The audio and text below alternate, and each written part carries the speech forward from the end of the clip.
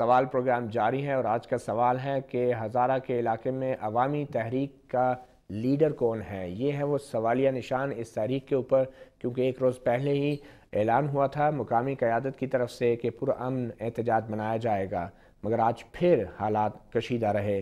ہمیں ابھی جوائن کیا ہے ہمارے اسٹوڈیوز میں جناب ہاشم بابر صاحب نے، جو ایڈیشنل سیکرٹری جنرل ہیں عوامی نیشنل پارٹی کے۔ ہم ان سے بھی گفتگو کریں گے، مگر اس سے پہلے ہم چلتے ہیں ہزارہ کے علاقے میں، جہاں ہمارے نمائندے نثار احمد خان ہمیں تازہ ترین صورتحال سے آگاہ کریں گے۔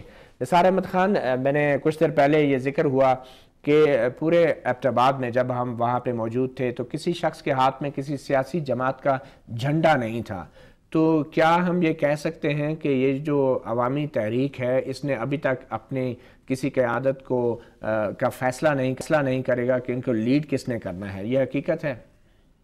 مطیع اللہ، جس طرح آپ کل خود بھی یہاں پہ آئے ہوئے تھے اور آپ نے خود دیکھا کہ جس طرح بھی آپ نے ذکر بھی کیا کہ کسی بھی پارٹی کا کوئی جھنڈا نہیں تھا، تو دراصل یہ جو تحریک ہے، میں سمجھتا ہوں اس تحریک کو جو یہ کہا سکتا ہے یہ بنیادی طور پر عوامی تحریک ہے اور عوام سے ابھری ہے اور عوام کے لیے ہے۔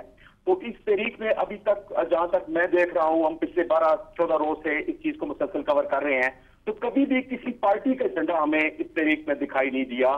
اور اگرچہ کچھ لوگ ایسے ہیں جن میں کچھ سیریس لوگ ہیں جن کا اپنی سیاسی پارٹیوں سے بھی تعلق ہے، جن میں بابا حیدر زمان ہیں جو سابقہ ناظم تھے ایبٹ آباد کے، اسی طرح مانسہرہ میں سردار یوسف صاحب ہیں جو کہ سابقہ ناظم ضلع مانسہرہ ہیں۔ نثار صاحب، یہ تو یوں تو بہت سے نام ہیں ہزارہ کے اندر، مگر کیا یہ بات حقیقت ہے کہ یہ جو سیاسی قائدین اب ایک دوسرے پہ الزام تراشی کر رہے ہیں؟ پاکستان مسلم لیگ نواز، پاکستان مسلم لیگ قائد اعظم پہ الزام تراشی کر رہی ہے اور کہہ رہی ہے صورتحال یہ خراب کر رہے ہیں، تو اگر کوئی سیاسی قیادت نہیں ہے تو یہ الزام تراشی کوئی بے معنی سی نہیں لگتی ہے؟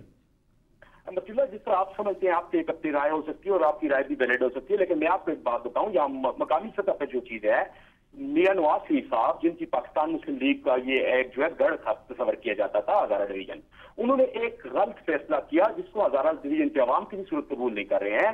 اب وہ جب ایک فیصلہ غلط کر چکے ہیں، اور پھر آپ دیکھیے سیاست جو ہے وہ گیم ہوتی ہے بینیفٹس کی، عوامی مفاد کی۔ جب اگر آپ عوامی بات کریں گے تو لوگ آپ کے پیچھے آ جائیں گے۔ یہاں پہ لوگ یہ نہیں دیکھتے کہ جی یہ کون ہے کون نہیں، اگر ٹاپ والوں نے بھی عوامی بات کی ہے، اگر ان کو لگ رہا ہے کہ یہ ہماری بات کر رہے ہیں تو ان کے پیچھے لوگ چلنا شروع ہو گئے ہیں۔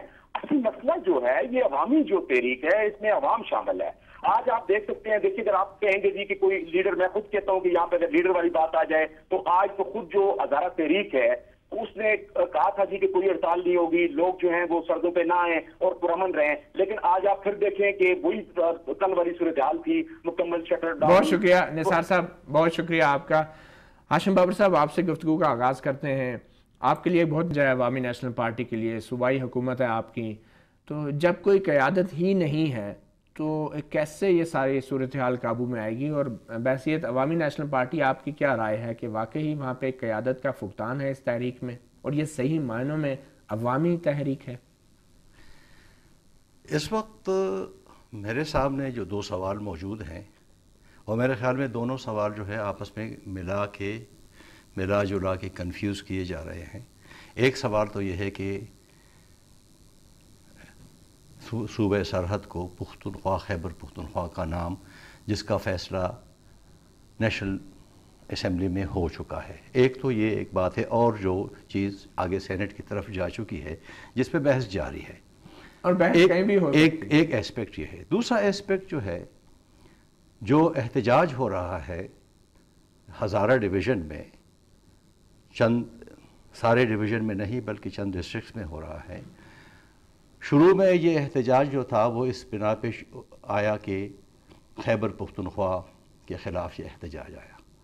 اب یہ عوامی تحریک جیسے کہا جاتا ہے کہ یہ ایک تحریک بن چکی ہے اور وہ اپنے لیے الگ صوبہ مانگتے ہیں۔ آپ اس کو تحریک نہیں مانتے؟ میں اس وقت اس معاملے میں اس لیے کوئی بات نہیں کرنا چاہتا کہ ہزارہ ڈویژن کے لوگوں کو ایک جمہوری حق حاصل ہے کہ وہ کوئی بھی تحریک قانون کے اندر کوئی بھی تحریک چلا سکتے ہیں۔ اگر ہزارہ ڈویژن یہ تحریک چلا رہی ہے کہ ہم صوبہ مانگتے ہیں تو یہ کوئی غداری نہیں ہے، یہ کوئی ملک سے باہر نکلنے والی بات نہیں ہے، ان کا ایک جمہوری مطالبہ ہے۔ تو پھر ہمارا ایک میں یہ کہہ رہا ہوں، ہمارا ایک جمہوری مطالبہ تھا عوامی نیشنل پارٹی کا پچھلے 63 سال سے پختونخوا کے نام کے لیے، اور پاکستان کی تمام سیاسی جماعتوں نے، جس میں مسلم لیگ نون بھی شامل ہے اور مسلم لیگ قاف بھی شامل ہے، انہوں نے ہمارے اس مطالبہ کا احترام کیا۔ پختونخوا تو ہو گیا، اس کے ساتھ ہزارہ کا نام لگ سکتا تھا۔ میں آپ کی بات کی طرف آتا ہوں کہ خیبر پختونخوا کا نام چننا اور اس پہ فیصلہ کرنا صرف عوامی نیشنل پارٹی کا کام نہیں تھا، بلکہ پاکستان کی تمام سیاسی پارٹیوں نے مل کے ایک کنسنسس جو بنا دیا۔